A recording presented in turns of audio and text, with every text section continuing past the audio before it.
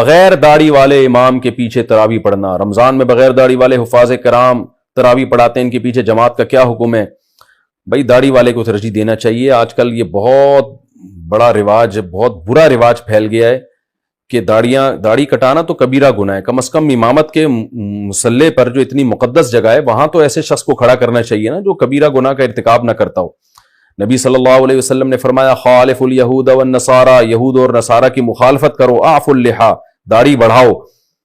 تو تورات میں آج تک لکھا ہوا ہے کہ موسیٰ علیہ السلام کو اللہ نے کوہ طور پہ بلا کے کہا کہ اپنی قوم کو کہتے ہیں کہ داڑھی نہ کٹائیں، اس کی وجہ سے یہودی بھی اب تک داڑھی رکھتے ہیں۔ تو یہودیوں سے عبرت حاصل کر لیں کہ انہوں نے اپنی تورات پر داڑھی کے معاملے میں عمل کیا ہوا ہے۔ آپ دیکھیں یہودیوں کے جتنے مذہبی اسکالرز ہیں وہ بڑی بڑی داڑیاں ہوتی ہیں ان کی، مسلمانوں کے مذہبی اسکالر اتنی داڑیاں، تو کیا آپ کی بات میں لوگ اثر ہوگا؟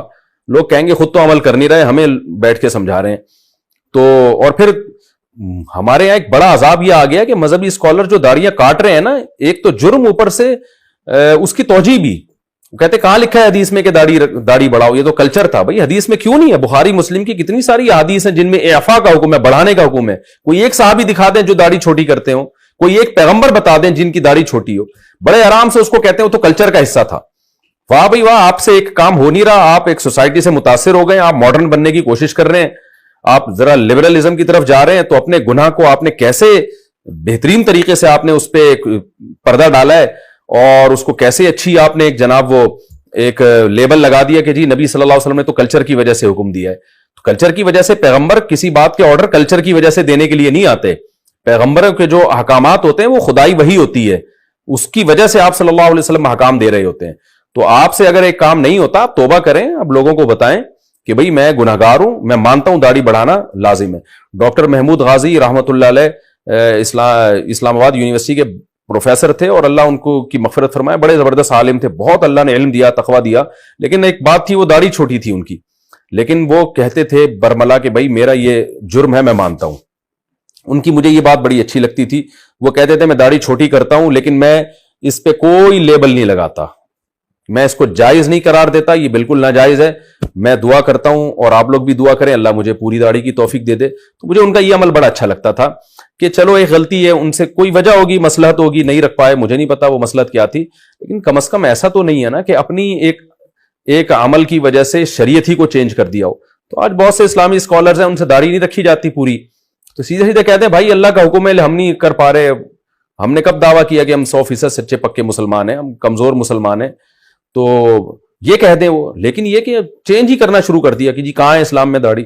بعض لوگ یہ کہتے ہیں کہ کیا پورا اسلام داڑھی میں ہی ہے، کیا تمہیں داڑھی کے علاوہ کچھ نظر نہیں آتا؟ تو ہم نہیں کہتے پورا اسلام داڑھی میں ہے، لیکن پورے اسلام میں داڑھی بھی ہے بہرحال۔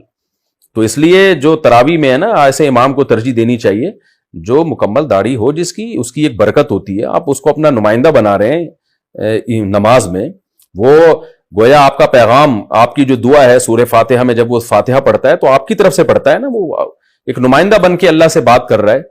تو اس لیے بغیر داڑھی والوں کے پیچھے جو تراویح پڑھنے کا رواج ہے یہ قابل اصلاح ہے، اس کو کوشش کریں ختم کرنے کی۔ داڑھی والوں کو، جو امام داڑھی رکھتا ہو اس کو پروموٹ کریں۔ اور پھر داڑھی بھی کافی نہیں ہے، بعض ائمہ ایسے ہوتے ہیں جو رمضانی امام ہوتے ہیں، وہ پورے سال بدماشیوں میں لگے ہوتے ہیں، ساری اوٹ پٹانگ حرکتیں وہ کر رہے ہوتے ہیں، چوریاں وہ کر رہے ہوتے ہیں، لڑکیوں کو وہ چھیڑ رہے ہوتے ہیں، فلمیں ڈرامے وہ دیکھ رہے ہوتے ہیں، رمضان میں مصلی پہ مسجد میں آ کے وہ امام بنے ہوئے ہوتے ہیں، لوگ سمجھ رہے، لوگ ان سے دم کرا رہے ہوتے ہیں۔